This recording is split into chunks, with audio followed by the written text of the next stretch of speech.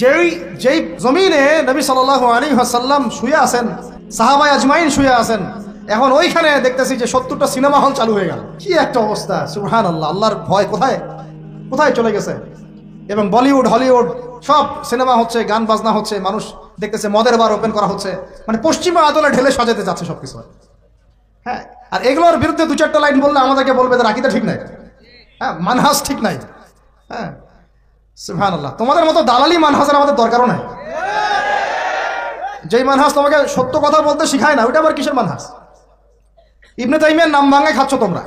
আর ইবনে তাইমিয়া রাহিমাহুল্লাহ 5 বার জেল খাটছেন। কয়বার? 4-5 বার জেল খাটছেন। বেচারার তো জিন্দেগি জেলেই চলে গেছে। তার ছাত্র ইবনুল কাইয়্যিম, তার নাম ভাঙায় খাও তোমরা। ইবনুল কাইয়্যিম রাহিমাহুল্লাহ, তার ওস্তাদের যে মহব্বত, তার মহব্বতে তিনি নিজেও জেলে ঢুকে গেছিলেন। সুবহানাল্লাহ। তো সহিহ আকীদা কি? যে আকীদা কোরআন এবং সুন্নাহর আলোকে আপনাকে সত্যি কথা বলতে শেখায়, এটা সহিহ আকীদা। আর যে আকীদা কোরআন এবং সুন্নাহর সত্য কথাগুলো আপনাকে বলতে বাধা দেয়, মুনাফিকদের পক্ষপাতিত্ব করতে শেখায়, ঘুরিয়ে ফিরিয়ে ইহুদিদের পক্ষে কথা বলতে শেখায়, ওইসব সহিহ আকীদা শেখার আমাদের দরকার নেই। ওটা সহিহ ভুল আকীদা। কি আকীদা? সহিহ ভুল। সহিহ, ওটাও সহিহ, কিন্তু ওটা সহিহ ভুল। তো এখন কথা হচ্ছে, আমরা কাউকে আঘাত করতে যাচ্ছি না, কথাটা চলে আসলো। নবীর বিলাদের মধ্যে এগুলো হচ্ছে, এখন আমরা দেখতেছি। আমি এমনও দেখছি, বিশ্বাস করবেন কিনা, নবী সাল্লাল্লাহু আলাইহি ওয়াসাল্লামের রওজা, এখানে ওলামা ইকরাম যারা গেছেন আপনারা তো অনেকেই জানেন, অনেকগুলো গেট, বাহিরে গেটের বাইরে দাঁড়ায় মানুষ সিগারেট খাচ্ছে। আপনারা যদি এখন যান অনেকে দেখতে পারবেন এই দৃশ্যটা। দেখেন, ফিলিংসই নাই যে আমাদের নবী সাল্লাল্লাহু আলাইহি ওয়াসাল্লাম আমার থেকে যে 500 গজ দূরে বা 1000 গজ দূরে আছে। মানুষের চিন্তা চেতনা এখন এই জায়গায় চলে আসছে। তো নবীকে মহব্বত করতে হবে।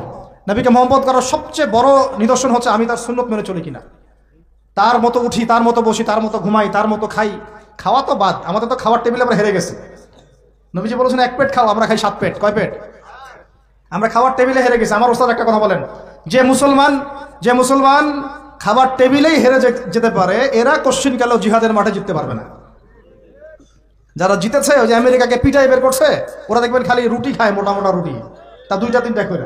তাবলীগের সময় দেখেন নাই আপনারা, 2টা করে রুটি খায়, সারাদিনে 2-3টা রুটির বেশি কিছু খায় না। ওদের ফিগার ফিটনেস আমাদের চেয়ে এত বেশি ভালো, আমার মতো 10টা ছেলেকে একাই সময় দিতে পারবে, এত ভালো।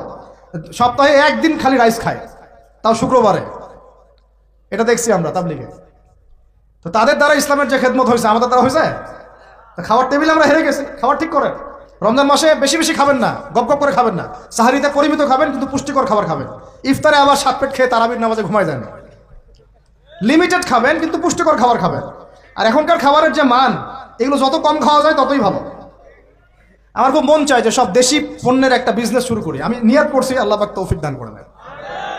মানে আমরা চাচ্ছি ব্যবসা করতে, এবং অনেক তরুণ উদ্যোক্তা আছে আমাদের ভাইরা, তাদের থেকে আমরা একটা সমন্বয় চাচ্ছি আর কি। সব দেশি পণ্যগুলো যদি একটা সুন্দরভাবে পাওয়া যায় এক জায়গায়, আমাদের জন্য খুব ভালো হয়। ফ্রেশ খাবার খেতে পারেন। এখন কোথায় ফ্রেশ খাবার পাবেন? চালে ভেজাল, মাছে ভেজাল। গোশত খাচ্ছেন আপনি, গরুর গোশত, ওইখানেও ভেজাল। খাইলে ক্যান্সার হবে, খাইলে ক্যান্সার হবে। একটা ডাব কিনতে যাচ্ছেন ঢাকা শহরে, ডাব, ওই ডাবের পানি সে আগেই বের করে রেখে দিছে। কি অবস্থা চিন্তা করছেন? প্রতারণা দিয়ে ভরে গেছে পুরা, উপর থেকে নিচ পর্যন্ত খালি প্রতারণা প্রতারণা। এত ইনোভেটিভ বুদ্ধি মানুষের মাথায়। বিশ্বাস হারাই গেছে শহর থেকে, প্রতারণা হারাই গেছে, প্রতারণা উঠে, মানে আমানত উঠে গেছে, প্রতারণা দিয়ে ভর্তি হয়ে গেছে। স্তরে স্তরে আমরা এইভাবে একে অপরকে ঠকাচ্ছি। কে কাকে ঠকাবো এটাকে আমি ক্রেডিট মনে করি। আর পরিচয় হয়ে গেছে আমাদের এরকম, ভাই কি নাম, কি করেন? আমার নাম অমুক। ওই যে দেখতেছেন 10তলা বিল্ডিংটা, ওইটা আমার। এটাই পরিচয়। কি নাম আপনার, কি করেন, পেশা কি?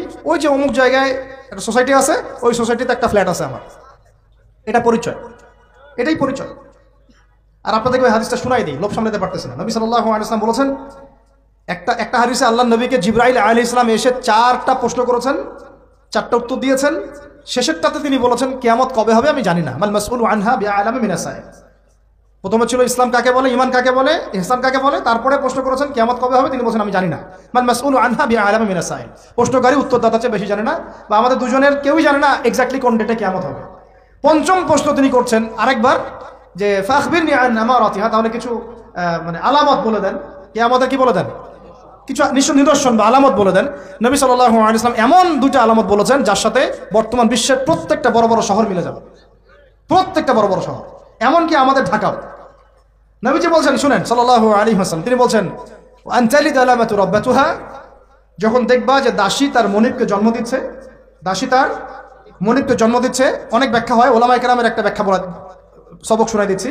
ওলামায়ে কেরামের একটা সবক হচ্ছে আনতালি দালামাতু রাব্বাতুহা, দাসী তার মনিবকে জন্ম দিচ্ছে মানে শেষ জামানায় সত্য হবে মিথ্যা, মিথ্যা হবে সত্য, ন্যায় হবে অন্যায়, অন্যায় হবে ন্যায়, হক হবে বাতিল, বাতিল হবে হক।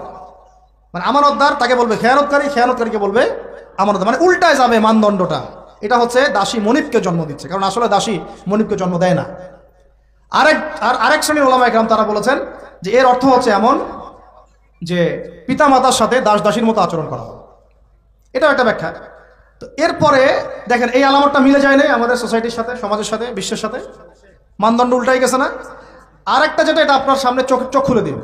দ্বিতীয়টা তিনি বলছেন ওয়ান তারাল হুফাতাল উরাতাল আলাতা রিয়া শাই ইয়াতাতাওয়ালুনা ফিল বুনিয়ান, যখন তোমরা দেখবে, ঢাকাবাসী শুনেন, যখন তোমরা দেখবা সমাজের নগ্ন পদের, মানে স্যান্ডেল কেনার টাকা ছিল না, একদমই ভোগানাঙ্গা, স্যান্ডেল কেনার টাকা, তাহলে কত মানে নিচে চিন্তা করেন, নগ্ন পদের নগ্ন দেহের, মানে দেহে কাপড় পরার টাকা ছিল না, অর্থ ছিল, সামর্থ্য ছিল না, এবং রাখাল ছিল, রিয়া শাই, পশুপালন করতো রাখাল, এরা ইয়াতাতাওয়ালুনা ফিল বুনিয়ান, এরা উঁচু উঁচু বিল্ডিং নির্মাণ করবে না, বরং উঁচু উঁচু বিল্ডিং নির্মাণের প্রতিযোগিতা করবে।